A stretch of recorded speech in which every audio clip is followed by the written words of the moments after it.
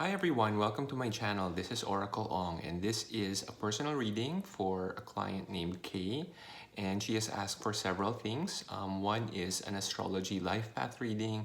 So Kay, we're going to go through your natal chart and see what are the key energies, what are the key archetypes for you to be working with. At the same time, we're going to review your compatibility with your partner based on his natal chart and how it aligns with your own.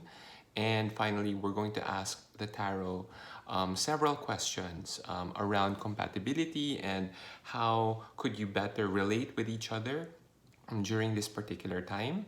So it looks like your transits actually are okay. Like there's no major transits happening in your chart personally, but in his chart, there's something going on around his moon, which means like more volatile emotions on one hand, or it could be deeper repression of those emotions, and they might be coming out in unexpected ways. As his Uranus has moved into Taurus, and Taurus seems to be where his moon sign is. I'm assuming that his moon is in Taurus based on just an estimate of his chart. The fact that we don't have the exact time of his birth means that it might move, but it doesn't look like the moon is the one that will move, but it's his ascendant that might be moving. And you can also ask me any questions after, and I can pull clarifying cards as well after the reading. So I'm clearing the cards of energies. I brought out several cards for you. So we're going to look at tarot, but we're also drawing from my oracle decks. And I have a new deck that came just in time for your reading actually. It's called the Mother Mary Oracle. I haven't used it yet. I've only used it for myself. And I don't know, like I have some impression that there's some that you're a practicing Catholic, or is that a wrong impression? Just based on some pictures that I might have seen. So let's see what the divine goddess energy of Mother Mary might also encourage from you. I also brought out a crystal with quite a few rainbows. Let's see. Oh, there you go. Yes. So this is fluorite, and this is a stone that is encouraging of focus and clarity. And it's a good crystal to work with, particularly for Libras like you. Libras are, of course, kind of easy receivers of information and of energy and other people's communication. Sometimes their nonverbal communication is absorbed super easily by a Libra, and that can be very overwhelming. And fluorite is a good stone, good crystal for you to be working with to make sure that that is channeled to the right and sincere places rather than all of your energies being spent people pleasing, or all of those energies being drained out by others. You're kind of like anticipating what other people need and what other people's problems are even before they've articulated that problem, and that shouldn't be your concern, right? So fluorite gives you that integrity of purpose that I'm going to commit myself towards achieving a particular task alone. So for some reason, I have that impression that it might be important for you to hear that right now. So I'll be reading from the Astrology Life Path write-up that I put together for you, and I usually give like a super short title as a key characteristic of what I intuit as your key characteristic. And I think for you it's like super obvious. And the title is Divine Super Libra. So honestly, I've never seen a chart like yours. you have an astonishing 6 planets in one sign. So I've only known of people who have 4 planets in one sign. And I have 4 planets in my Pisces. And some friends have 4 planets in Sagittarius. You have 6 planets in Libra. So how have you not gotten crazy yet from actually being so obliged towards others and so much relational towards others rather than thinking about your own needs and desires? So that's a key question I have for you. So, Divine Super Libra, you are Libra in Sun, Moon, and you were born on a waning crescent moon. So this is the last moon phase before it becomes a new moon, before a moon goes into darkness, right? And waning crescent is that energy of release. It's like that last burst of energy that has to be honored in order for you to transcend. It's actually quite a spiritual moon phase because it's about surrendering to a key archetype of Libra, and I'll go to that in a bit. So going back, Libra Sun, Libra Moon, Libra Mercury, Venus is in Libra, Saturn is in Libra, and Pluto is in Libra. Your ascendant, or what people also call rising, your rising sign is Capricorn. So Capricorn is the sign of the hardworking mountain goat. And I also pay attention to this, and I'll devote some time to discussing this. Your north node, or your true node, is in Cancer. So this is an important sign to represent a lesson for you to learn in this lifetime. And not all astrologers pay attention to it, but I think of astrology as, of course, a way of dealing with archetypes and energies. And this is not meant to be predictive. This is only meant to say you were born with all these innate gifts in you.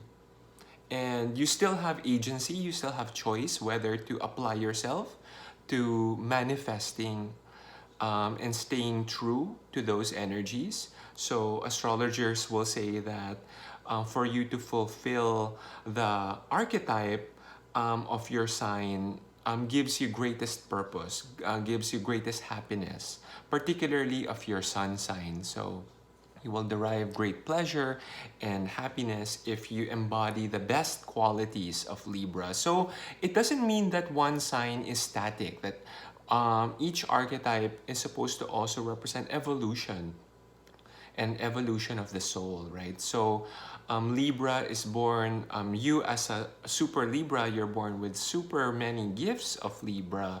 Like you are truly embodying the archetype of Libra. But also its worst tendencies. So in this lifetime, you need to mature into the best tendencies of Libra while also supplementing what you don't have from learning from your other signs as well.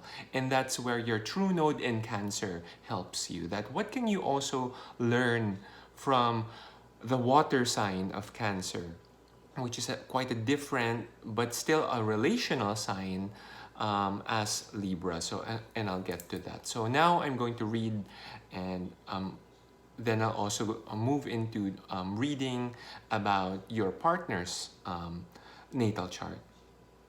So you have an incredible 6 planets in the sign of Libra. And to have 6 planets in one sign, that represents a key personality, and the personality of a specialist. So someone whose work or interests revolve around one central concern, one expertise or point of view. So it's a very determined energy, like for so many planets to be congregated in one aspect of that wheel, right? Of that natal chart wheel. Parang nakagrupo lang sila in one sign and one house, the 9th house. So that also means that a chart with many of a grouping like this, it's called a bundle. So like a bundle of planets that represents divine responsibility. it's as if you were born to manifest a heavenly intention, and that's a responsibility, that's a spiritual duty that you have for this lifetime, to learn what that is, to align yourself to what that might be. So for some people, they might learn that divine responsibility at an earlier age, while for others, it might be something that develops over the course of their life. So I'm curious whether you think that you've learned what that divine responsibility might be already, because that would make for a smoother rest of your life. Um, Otherwise, one tendency might be you might feel overburdened and spending your everyday energies to that Libra, being in on your head of always having to calibrate, recalibrate, and revise how it is to balance that scale, right? And to find that proper balance of the scales of Libra. So what is Libra trying to balance? So Libra is trying to balance two things. So one is a commitment to justice, justice in a capital J. So that's a commitment to abstract value. It's a masculine force of righting something wrong, correcting inequalities. Um, while on the other hand, having to balance that with a commitment to beauty and divine feminine archetype, to the Venusian archetype, of aesthetic, of beauty, artistry, expression, material comfort, and luxury, right? So that also means a compulsion to please other people, to comfort other people, to welcome other people. And sometimes that takes precedence over one's own happiness. So Libra is notorious for being in on your head with very spacey, floaty energies. So it's important for you to evolve the best qualities of Libra at an earlier age, right? Like we're not getting any older, any younger. So it's important for us to learn our boundaries, learn to stop people pleasing, and perhaps this is where your Capricorn ascendant, your Capricorn rising comes in. It's time to learn a little bit from your Capricorn rising and also learn a little bit from Cancer in your North Node or your True Node. So, Libra has some extroverted energies because it's really happiest when it's in a dance with another person, with in a relationship with another person, when it's interacting with somebody. So Libra's ego is sometimes overdefined by other people. Your Libra is in 6 planets, so that's times 6 your people-pleasing capacities. And then possibly times 7 because Libra is in Venus, and that is the sign, the rulership of Libra is Venus. So that also represents your love language. So you actually derive pleasure from being with a partner, also by being with family, by being at home as well, being in social situations. So your heart is warmed by acts of daily kindness or weekly kindness. When someone remembers, for example, your coffee order, like your favorite color, for example, or leaves you with a small, elegant gift, right? That is so pleasing to a Libra, and your divine feminine energies will always remember that, remember to repay that as well in the future. So I can see why you're so successful. Libra is in your Mercury. And Mercury is a planet of communication, is a planet of work, it's a workhorse planet. And so this is where your charm comes in. Libra is known here to operate in the workplace like an iron fist, but wrapped in a velvet glove.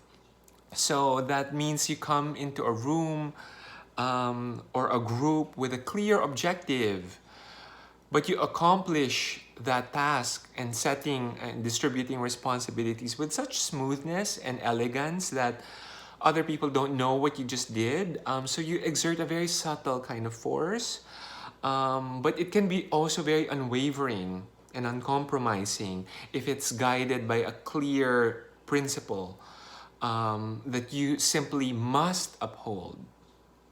So I find it so fascinating that all those 6 planets in Libra are in one house, the house of mental exploration. So the 9th house. So this means a lifetime dedicated to the pursuit of knowledge, academic degree, academic knowledge. I can intuit your work and exactly your workplace as that repository of data, as also representing here by the 9th house. 9th house is also because it's also where your Venus and Mars are, right? So that's also attraction to otherness and to foreignness, exposure to otherness. So that means a potential attraction to a foreigner, person from a different background, possibly even, yeah, possibly an affam, or not just race, right, but also religion, beliefs, values, and kind of family unit or family situation. And that enlivens you. That can be very exotic for you and fetishistic for you. Again, the 9th house is about exploration, about exposure to what's taboo or what's different. And that gives you so much energy and pleasure.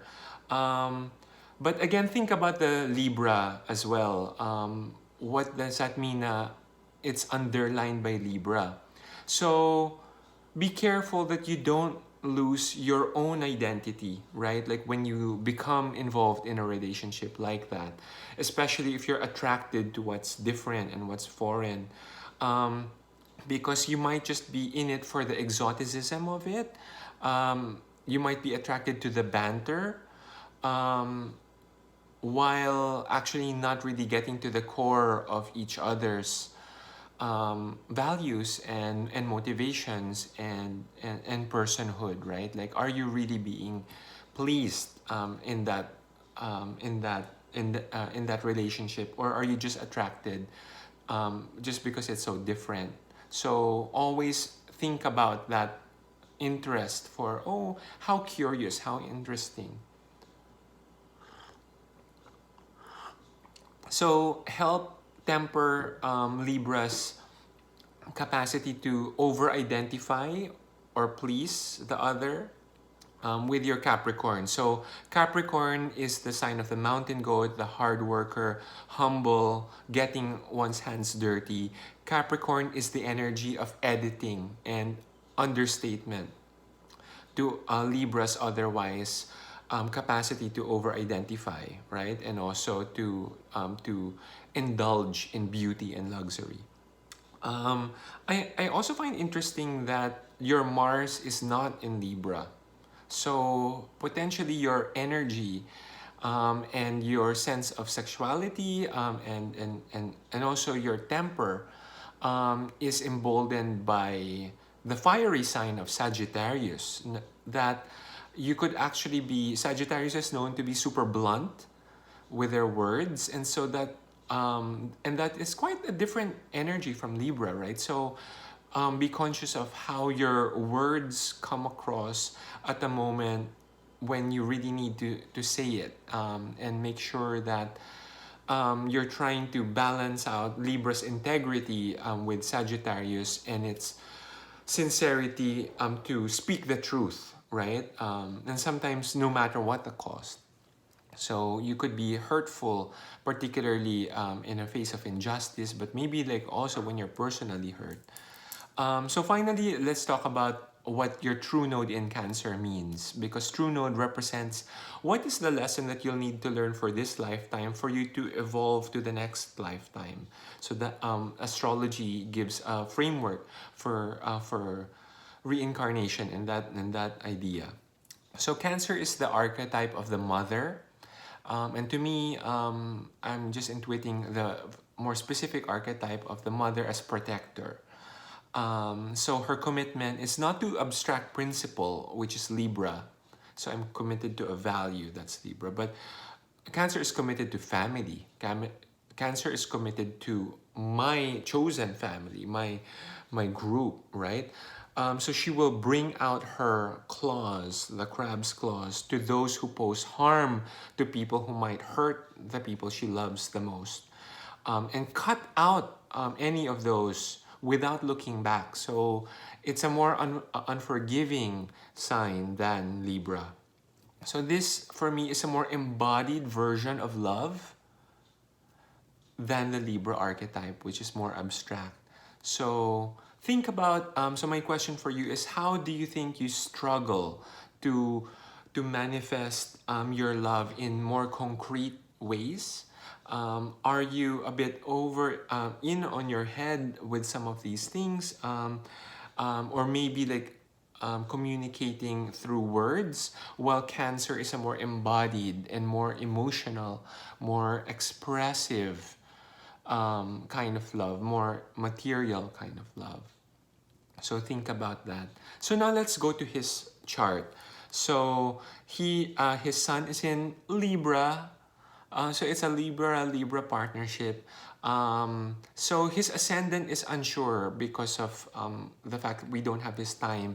But his moon is likely in Taurus, which is quite interesting because Taurus could be actually very compatible with Libra. Taurus is also ruled by Venus, and Libra is ruled by Venus. I find it interesting that his Mars is in Scorpio. So that is quite, so Scorpio is the fuckboy sign of the zodiac.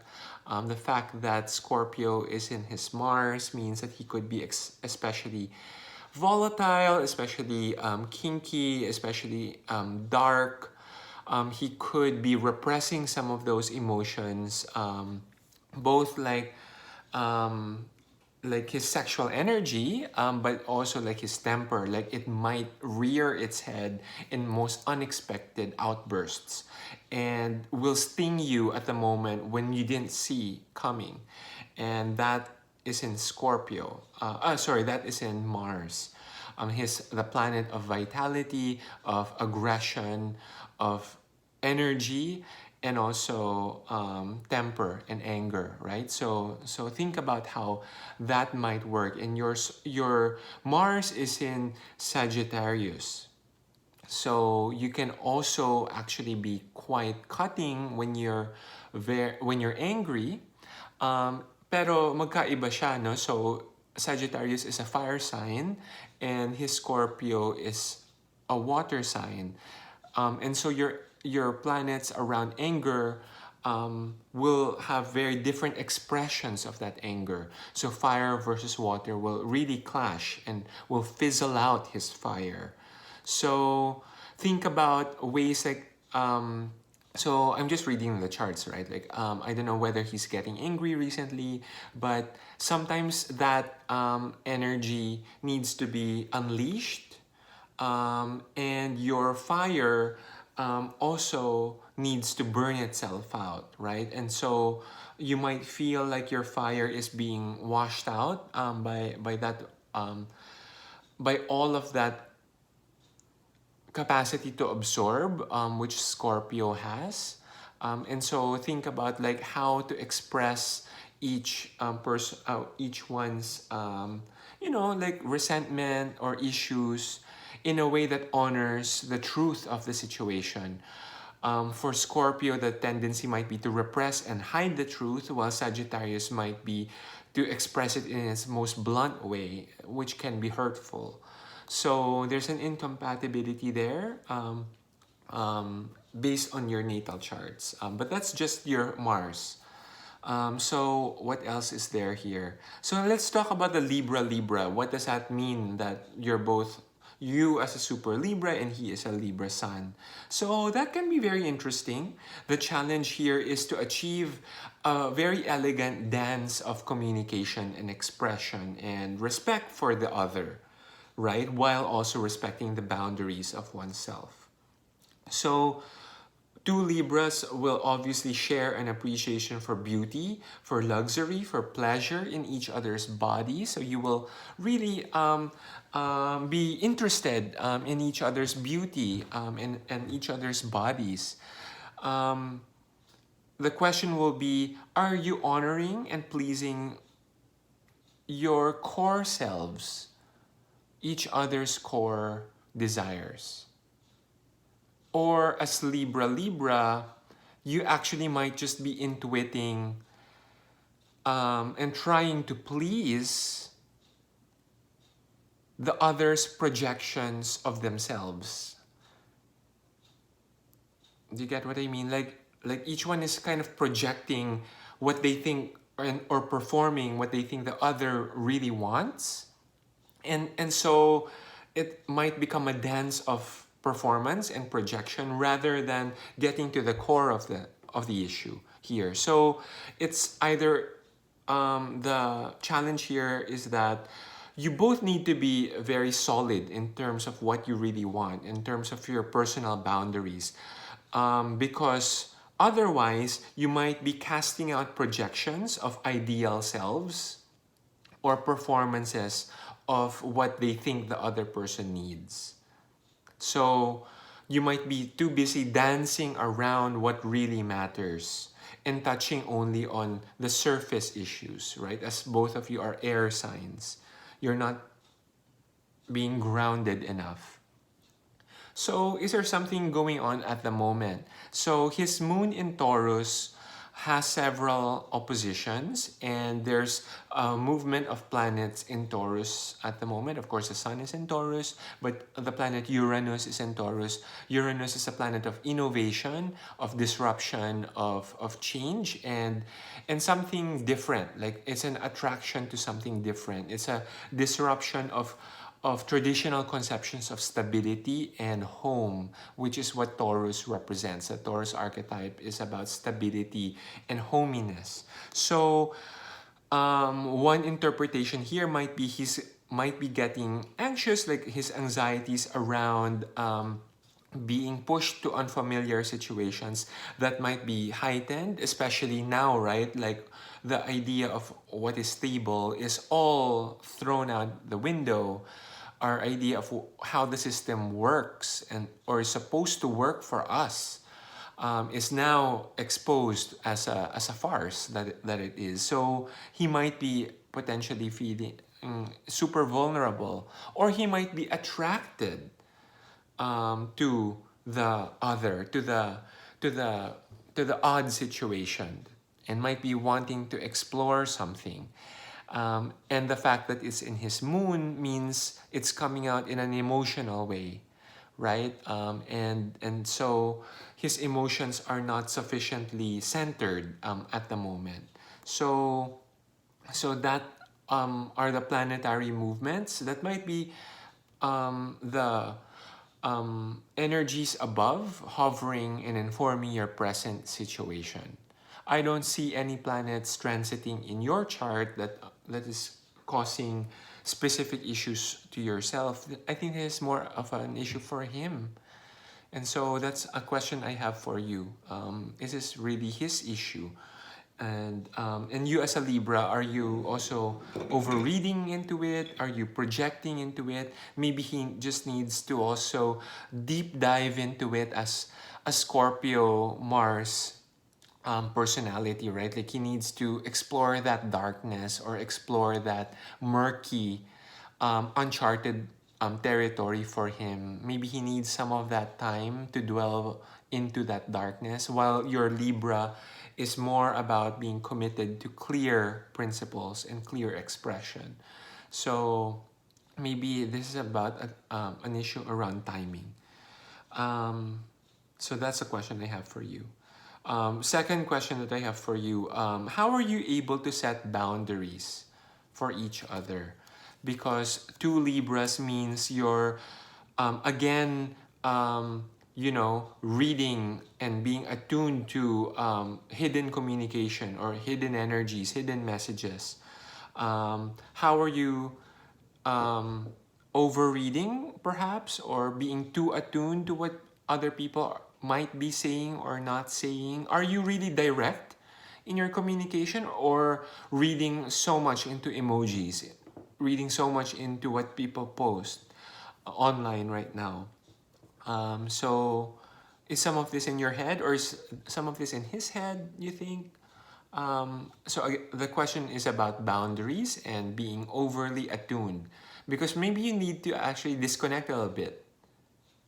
Maybe you need to stop being attuned to what you think is being said, because again, with the transit of Uranus in Taurus, maybe right now is a volatile time for his emotions. Third question for you is about the mother archetype. How do you regard yourself and your own desire? Is there a desire to be a mother? Quite literally, motherly instincts or qualities. Is this something that you feel like you need to develop or hone or embody soon, or in the far away future? Or how do you interpret the fact that your true node is in Cancer, a sign of emotions, the sign of intense protection and intense loyalty for one's family, not to abstract others or abstract community, but to family? Finally is about, the fourth question is around temper and anger, and whether the water versus fire energies in your Mars placements, has that been causing some direct confrontation or no confrontation? I wonder whether how you see yourself finding ways to resolve some of that inherent tension of fire versus water. Because on one hand, one path here might be to be more direct, be more expressive of what you want without judgment. So Libra doesn't often judge, and I think that's a great quality of the sign of Libra. At the same time, you do want to honor some key principles as well of Libra in its commitment to justice, right? Like once you actually believe in a certain core set of principles, Libra can be very unwavering. And actually for a Libra man, that can be quite a thing. That Libra man is more wedded to ideals rather than to people. It can apply to Libra women, but Libra men, I think that applies most. You know, na parang they have like a tick box, na parang a list of like qualities that they're looking for in a partner, and they're more wedded to that rather than the other person in front of them. So has that been an issue in the past? I wonder. So let's ask the cards several questions. I'll draw one card representing you, one card representing him.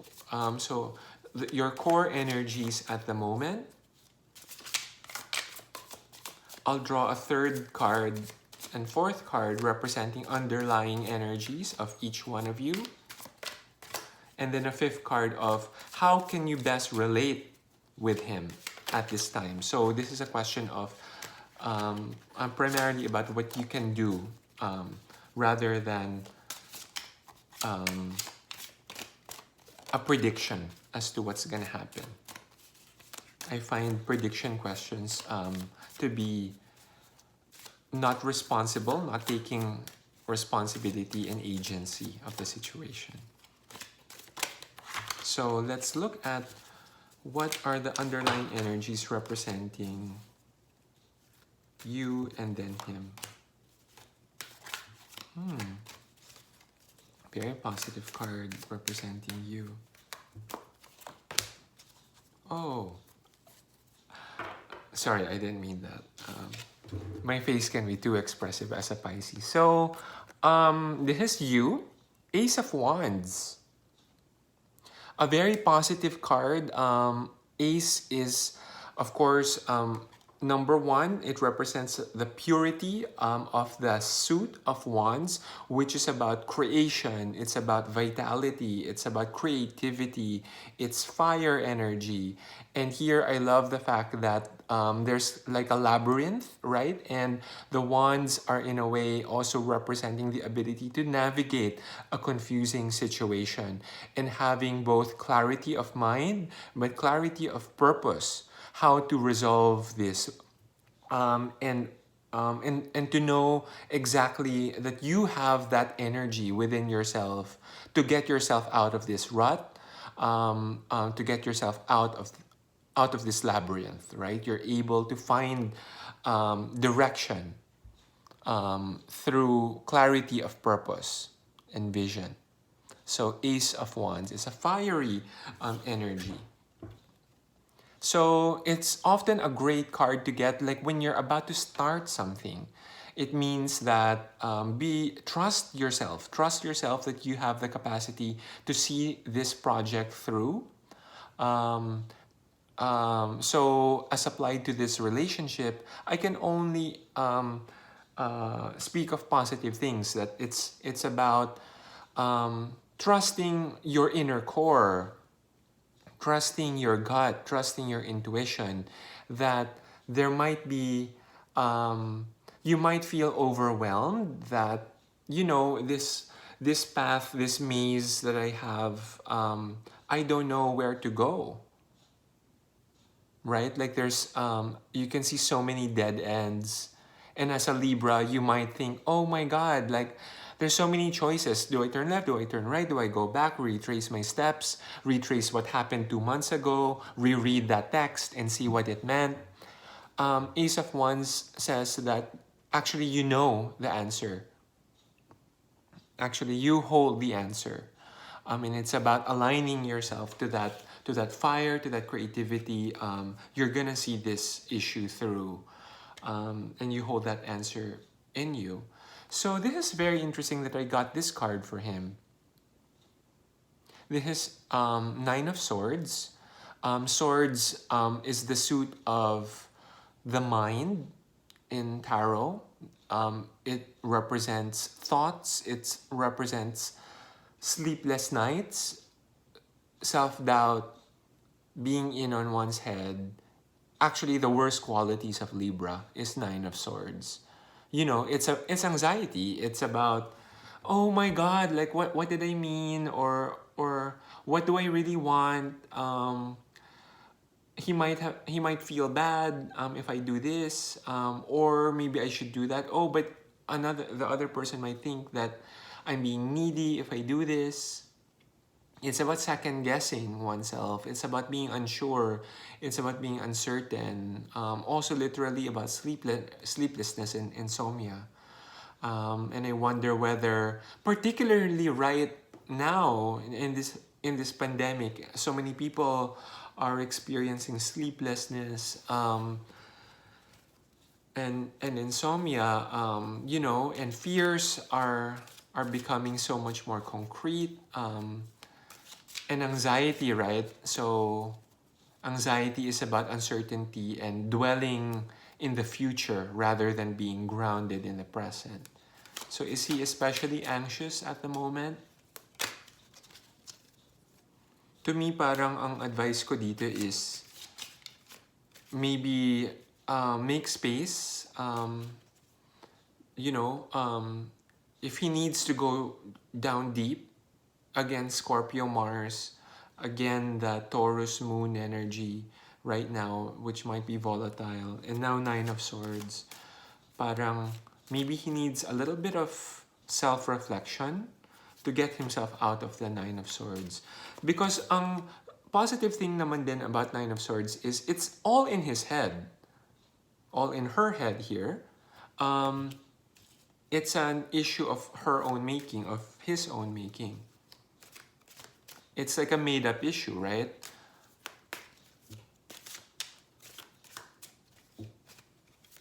There's nobody else to blame. So the next two cards I'm drawing is, what are the underlying energies here? of you and of him. Interesting. So this is underlying energy of Ace of Wands, King of Pentacles. So what is underlying this? The subconscious thoughts is King of Pentacles, which is another super positive sign, another sign of manifestation. It's another sign of creation. It's a sign that of overcoming, right? Like here, the Ace of Wands is about how to get out of the labyrinth. King of Pentacles is like climbing the mountain, and like I can see super clearly what I've gone through, right? And this is an inner capacity of you that potentially, so one interpretation might be this is an inner capacity of you, actually, that you are coming to becoming the King of Pentacles. You are actually manifesting and coming to your own power, coming to a position of cosmic awareness, looking at that infinity symbol in over one's crown chakra. You could also see, are those like shooting stars? So it's like alignment with all the elements. Here, there's a solidity and groundedness. That's one interpretation, that you are coming into your power. You need to unleash that and honor that. Another interpretation is you are seeking the King of Pentacles. You are looking for the daddy archetype. You're looking for stability. You're looking to ground yourself into this position of confidence, of self-belief, no more doubting one's ability, someone to help you, guide you out of that maze, right? So this might also represent an inner desire that perhaps you're thinking that, that you're not able to resolve that labyrinth on your own. You need help. You need a divine masculine kind of figure here to help you out, like a savior kind of figure. Let me know what you think about that. Ito yung underlying energy niya. Nine of Swords and Justice.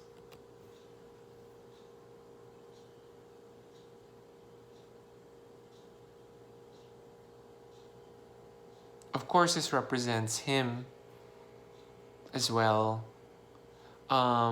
This represents him as a Libra sun. So in the tarot, the Justice cards is Libra, right? Like this is the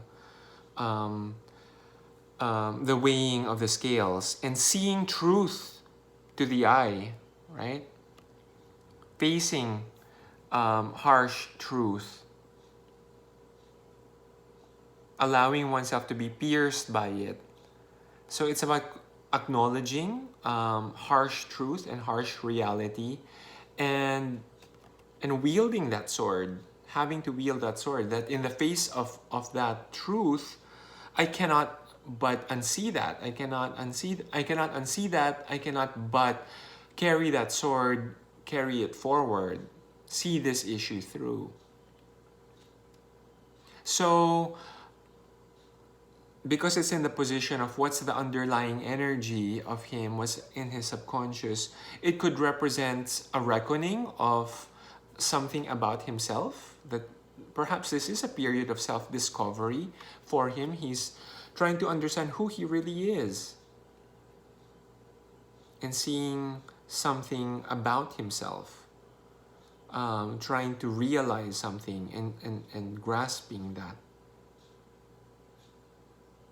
And that can be a painful process, right, of self-discovery. Any self-discovery is violent. At the same time, of course, you as the divine Super Libra, this is you. This can also be you. That he is actually overthinking his relationship with you, that he is actually super concerned about you and anxious about you, that maybe it's not coming out in the right way, that maybe his love for you is coming out through anxiety, but it might be like a real care for you. So how can you best relate to him, given the fact that he seems to be in a very anxious place? There seems to be an issue of self-discovery, or if not a self-discovery, at least a reckoning that he needs to face up to the truth, which is justice. Face up to harsh truth, and also having to balance two things, having to weigh and recalibrate those scales to something that is of purity and something that will please him but also please the partner, please the other side. So he's going through an issue right now. I think that's clear what the cards are saying and what the planets are saying. But how can you relate best to him at this moment? So let's look at what one final card of the tarot, and then let's draw several oracle cards. So this is Eight of Swords, and I think it's so interesting that so many swords are coming out here, and you just saw Nine of Swords, and this is a similar archetype, Eight of Swords. So if this one is about anxiety and sleeplessness, Eight of Swords is about lack of clarity and also cycles of victimhood. This is about being in bondage towards an idea that is not helpful. It's about acting without clarity.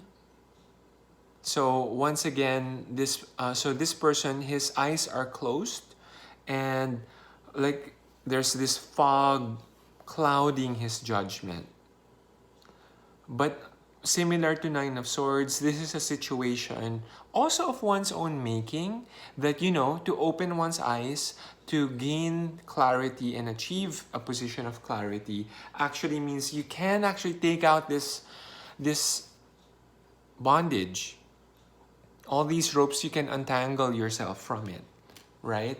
So if you find yourself being trapped in a cycle, being trapped in an unhelpful cycle, so think of, are you repeating any cycles or any tendencies?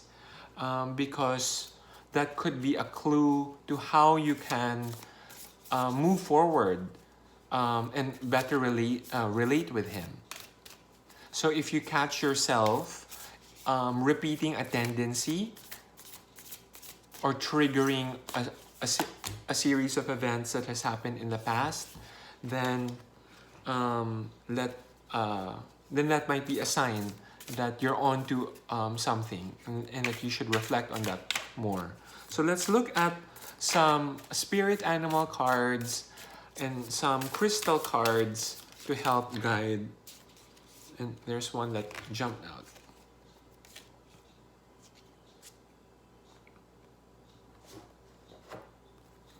And finally, let's listen to what Mother Mary Oracle has to say. So, I don't know about you, but I used to be quite religious as a kid, you know, of course, as an Ateneo schoolboy. I remember being Knights for Christ at one point. And I always enjoyed religion classes, but it's only through doing and then I completely forgot all about religion after graduation. And of course, right, like confronting the horrors of the church is something that we all have to go through and all have to reject. But going through this period of spirituality, I was able to reconnect again with the divine goddess, with Mother Mary, and that's why I bought this oracle card. Okay, so first, think about this as an animal spirit, as a companion for you moving forward, to help you get out of that position of Eight of Swords. You might feel that you're in a place of bondage, but you can get yourself out of there. You can act with clarity. You can take those ropes out from around your neck. So, Mouse Spirit, tend to the small things. Pay attention to details. And I think here, it's not an obsession, right? But it's just about going through what has happened in the past and confronting, realizing how the small thing reflects something greater. To me, that's my intuitive reading of the Mouse Spirit in this situation, because I think the Mouse Spirit might get you down that rabbit hole of overthinking, which Eight of Swords already does. And Mouse Spirit, tend to small things, might say, oh, I need to review everything again that I've said. But I think it's more than that. I think it's about also acting through small things and through small acts of kindness, which any Libra loves, right? Think about how you could communicate through small action, modest, humble action. The crystal that I got for you is vanadite, and this is a very playful crystal that is actually about creation. So it says here, it's an energizing meditation. With this crystal, it can help knock down whatever stands between you and your happy place. Break through your big blocks. So it's also connecting to your Ace of Wands. It's a fire. It's also, this stone is also a very fire archetype energy stone. And finally, I drew this card, Our Lady of Radiant Grace. And to me, it's a beautiful picture. A real archetype of mother, right? I can see how the story of the true node in Cancer is represented by this. I love the crown and the flowers and the real beauty and that kind of touch of real wisdom that she's ready to impart as well. And so let's listen to what she has to say for you right now. So, the descent of my grace changes everything. Your body, your mind, and your soul are brought to life in new ways. And freedom opens up to you. Can you release your familiarity with old ways of being? Can you release your expectation of enslavement and control? That's the Eight of Swords, bondage, enslavement. So release attachment to old ways of being, old cycles. Because you are my child. When you place your trust in me, I allow no one to harm you, nothing to confine your spirit. You're free to live wildly and expansively, King of Pentacles. There shall be no prison for your soul, beloved of mine. Your soul shall be in love with earth and fly free. So, thank you for trusting me with this reading, and I would like to know if this resonates with you. So please like and subscribe, and please tell others about me and this kind of reading. I hope this really helps you, particularly in these crazy, interesting, but also eye-opening times, where we're being asked to confront really our inner darkness and our real fears being embodied and materialized, but also fears which we tend to project particularly with a Libra archetype, that might always mean that we're up in our heads, in bondage to our thoughts, and we need to learn groundedness, particularly in this moment. So thank you.